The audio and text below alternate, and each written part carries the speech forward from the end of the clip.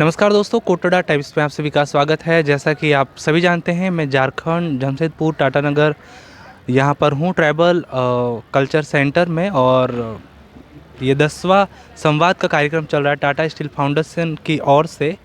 और अभी हमारे साथ एक साथी है, आदिवासी भाई है, उनसे बातचीत करेंगे, उनके बारे में जानेंगे। जोहार, नमस्ते। जोहार विनोद भाई और सभी दर्शकगण जो भी श्रोता है हमारे यूट्यूब चैनल के माध्यम से। मैं सबसे पहले आपका नाम जानना चाहूँगा। मेरा नाम सुकुमार सोरेन है। मैं जमशेदपुर पूर्वी सिंहभूम का रहने वाला हूँ। अच्छा, तो सुकुमार जी क्या करते हैं आप?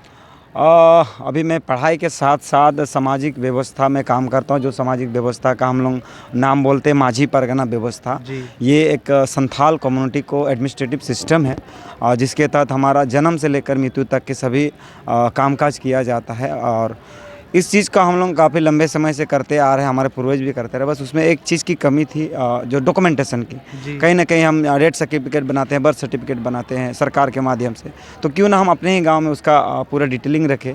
तो ये डॉक्यूमेंटेशन का काम युवाओं के साथ जोड़कर पूरे देश में, भारत देश के बंगाल, आसाम, उड़ीसा, झारखंड, त्रिपुरा, मिजोरम और छत्तीसगढ़ और इधर आसाम, इन साइडों में हमारा संथाल समुदाय वास करते हैं। तो यहाँ पर हम प्रयास कर रहे हैं सभी गाँवों तक हम पहुँचाने। लगभग 60 से 70 हज़ार गाँव हैं जो संथाल आदिवासियों का गाँव है। अभी तक हम लोग 1700 गाँव तक ही पहुँचे हैं। तो हम लोग प्रयास से पूरे देश में आपको ये कार्य करने की इच्छा क्यों हुई? एक्चुअली मैं जिस समुदाय से रहता हूँ, उस समुदाय में मेरा जो गांव है उसमें हम लोग माझी है, माझी दैट्समीन उस गांव को बसाने वाला, उस गांव में पहले आने वाला। तो वो हमारा बचपन से ही उस गांव में लोगों के साथ देख रेख बैठक होता है, उठक बैठक होता है। तो कहीं ना कहीं पढ़ते ही समय कभी सोचते हैं, अरे भाई ये क्या है, इसमें इतने लोग कहीं बुलाने से नहीं आते, लेकिन समाज जब बुलाता है तो दौड़ के आ जाते हैं, सभी काम में मदद करते हैं। उसमें इतनी कोऑपरेटिव सिस्टम है कि कोई भी शादी हो तो लकड़ी फाड़ने के लिए अलग रहते हैं, पत्ता बनाने के लिए अलग रहते हैं, सभी काम में, पानी लाने के लिए महिलाएं साथ देते हैं, बच्चे लोग मतलब चुक्ति देने में मदद करते हैं, खाना खिलाने में मदद, छमड़ा लगाते हैं हम लोग। तो अभी यहाँ तिरपाल टेंट आया, पहले क्या है महुआ का पेड़ का कोई लगाता है, तो कोई जामुन का पेड़ का डाली लगाते हैं। तो ये सब काम हम देखे, इतनी कोऑपरेटिव सोसाइटी है। तो क्यों ना कहीं पढ़ते हुए ये मैंने देखा, अनुभव किया। शहर से थोड़ा, मैं गांव से थोड़ा शहर में आया, तो फिर वापस हम गांव में लौटना चाहते हैं, उस परिस्थिति को और बेहतर से समझना चाहते हैं, उन लोगों को। पे बैक टू सोसाइटी एक कहावत है कि समाज ने तो हमको आइडेंटिटी दिया, अपना सब कुछ दिया, हम क्या दे रहे हैं। तो उसी आधार से मैंने 2013 के आसपास से जब ग्रेजुएशन पूरा कर रहा हूँ, उस समय मुझे याद आया कि यार समाज में कुछ करना चाहिए। नौकरी चाकरी तो हो ही सकता है, वो तो कमाना ही इंसान का एक पैसा है। तो इस तरह से मैंने ये शुरुआत की 2013 के आसपास से। तो बहुत सारे आदिवासी समुदाय के हमारे पूरे भारत और विश्व में बहुत सारे लोग हैं जो अभी तक ये नहीं सोच पा रहे हैं, और क्या करना है ये भी समझ में नहीं आ रहा है। क्या लगता है आपको, आखिर क्यों ऐसा? और देखिए, हम इस एक माहौल में, अलग माहौल में रहते हैं, तो कहीं ना कहीं हम दूसरे दृष्टिकोण को नहीं समझ पाते हैं। जैसे मैं जब गांव में रहता था तो बाहरी दुनिया का मुझे कोई लेना देना नहीं था, बाहरी वातावरण का कोई लेना देना था। जब मैं पढ़ाई के लिए जब जमशेदपुर रुक किया, पूरे अन्य समुदायों से भी मिला, तो देखा मैं भाई हम तो कुछ अलग ही रहते हैं, इन लोग तो कुछ अलग ही रहता है। तो इस तरह से मैंने सोचा कि क्या हमारे समाज में, सभी आदिवासी समाज में एक कमियां है जो हम लोगों को पूरा करना चाहिए। जो डॉक्यूमेंटेशन का हम काम नहीं करते हैं ना, करते तो हम सब कुछ है जी, खेती बाड़ी भी करते हैं, सब कुछ करते हैं, सब मतलब जो दुनिया में किया जाता है वो आदिवासी समाज सब कुछ करता है। लेकिन उसका एक काम है डॉक्यूमेंटेशन का, लिखा पढ़ी का काम जो है हमारा समाज बहुत पीछा है लिखा पढ़ी में। देखिए, पढ़ लिख कर आगे बढ़ना अलग चीज़ है, लेकिन कहीं ना कहीं अब समाज के लिए काम करना वो बड़ी बात है। क्योंकि बहुत आदमी डॉक्टर इंजीनियर बन पाता है, लेकिन हम लोग एक प्लानिंग भी किया। बहुत आदमी भारत में ऐसे आदिवासी समाज है, पहले नकारा जाता है, डॉक्टर बन गया था अपना समाज को भूल गया। तो हमने एक प्लान बनाया कि किस तरह से हम सभी वर्गों को, समाज के जो सभी वर्ग हैं उनको कैसे एकत्रित कर सके। जो काम के सिलसिले में पलायन कर चुका है वो हमें समाज किस तरह सहयोग कर सकता है, जो गाँव में है वो किस तरह सहयोग करता है, जो बूढ़ा बुजुर्ग हो चुका वो किस तरह। तो हमने 3 रूप में काम करना शुरू किया, आर्थिक, मतलब शारीरिक और मानसिक।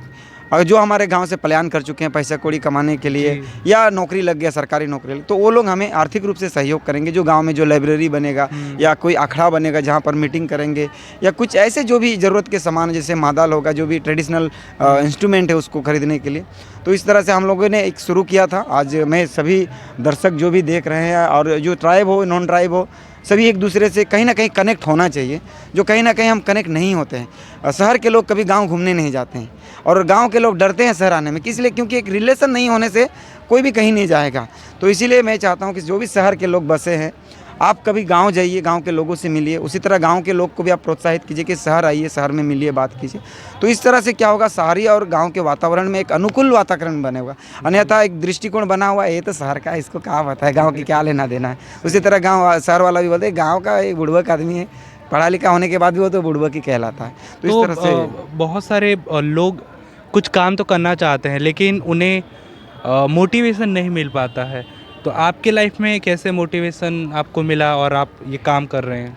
और देखिए कहीं ना कहीं मोटिवेशन का एक समय होता है, एक पीक पॉइंट होता है। तो एक मोटिवेशनल का मेरा पीक पॉइंट है हमारी मम्मी और दादी। और दादी हमें काफ़ी कहानियाँ बताया करती थी।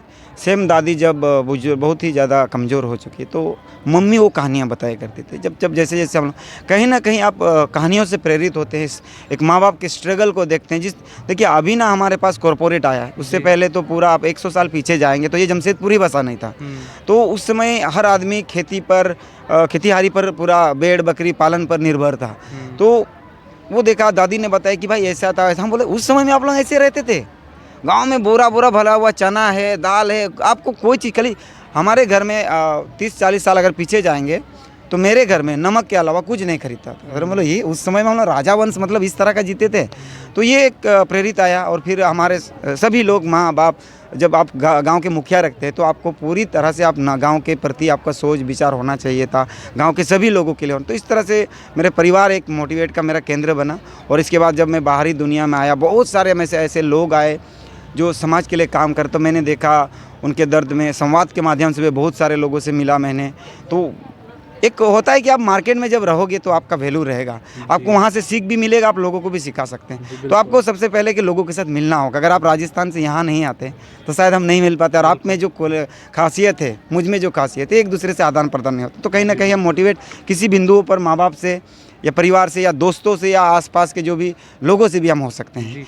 और आदिवासी संस्कृति को लेकर हमारे पूरे देश और विश्व के लोग सुन रहे हैं, आदिवासी और भी लोग, उन्हें क्या मैसेज देना चाहेंगे आदिवासी संस्कृति को ध्यान में रख? देखिए अभी मैं तो पूरा देश और पूरा दुनिया के आदिवासियों को कहना चाहूँगा, ये दौर है हमारा, सामने सभी आइए, दुनिया के लोगों से मेल मिलाप तो करिए। क्योंकि हम कहीं ना कहीं इन इतने सालों में हम छुपे रहे, दबे रहे, या हमें दबाया गया या कुचला गया। लेकिन अब वो दौर ख़त्म हो चुका है, सोशल मीडिया का दौर है, इंटरनेट का युग है। तो कहीं ना कहीं दुनिया में आप कहीं भी किसी भी कोने में रहिए, आपकी संस्कृति परंपरा आप सोशल मीडिया के माध्यम से, इस मीडिया के माध्यम से आप दिखा सकते हैं। तो जो भी यूट्यूबर्स हैं उनको भी कहूँगा कि अपने जहाँ भी आप रहते हैं वहाँ का कल्चर आप दिखाइए, ट्रैवल कीजिए। बहुत सारे हमारे यूट्यूबर, संथाल यूट्यूबर्स हैं, वो बहुत दुनिया के बार कोना जा रहे हैं, लोगों को बता रहे हैं, वहाँ का कल्चर्स दिखा रहे हैं। तो क्या करें, हमें प्रमोट करना होगा। हम वो कल्चर हमारे पास सीमित था, अब हमें उसे प्लेटफॉर्म पर लाना होगा, दुनिया को भी दिखाना है भाई हम कैसे रहते हैं, हम क्या करते हैं, क्या खाते हैं। आपको ओपन माइंड बनना पड़ेगा, क्योंकि दुनिया जो है ना आपको हमेशा दबाना चाहती है। तो आपको एक कहते हैं ना, वो उछाल लाना होगा, उभाल लाना होगा। तो बस यही संदेश है, जो संस्कृति आपकी है, जो परंपराएं हैं, जो रीति रिवाज हैं, अभी एक समय आया है। देखिए कोई भी रीति रिवाज अच्छे या बुरे नहीं होते, उसको निभाने वाले अच्छे होने चाहिए, या उसको निभाने वाला अगर गलत हो गया तो रीति गलत हो जाती है। तो मुझे लगता है अभी तक कोई भी आदिवासी का कोई रीति रिवाज ख़राब नहीं है। लोग कुछ ख़राब करते हैं तो ख़राब हो जाता है। और सभी अपने संस्कृति परंपरा से प्यार करें, दूसरे की संस्कृति को अपनाने से अच्छा अपना संस्कृति को और बेहतर बनाएं, अपने पूजा पाठ में शामिल हो। संथाल समुदाय में कहता है कि पहले तो एक गांव का पूजा होता है, फिर घर का पूजा होता है, घर के समुदाय का पूजा होता है, घर के वंशों का पूजा होता है। तो जितने भी समुदाय, आदिवासी समुदाय, सभी से मैं निवेदन करूँगा, अपने परंपरा और संस्कृति पर ध्यान दें और उसको सीखे, पढ़े, जाने और दुनिया को बताएं। बहुत बहुत धन्यवाद। जोहार सर। तो दोस्तों ये थे सुकुमार जी, हमने इनसे बातचीत की। ऐसे ही और भी लोगों से बातचीत करेंगे, फिर मिलेंगे नए अपडेट के साथ। तब तक के लिए नमस्कार।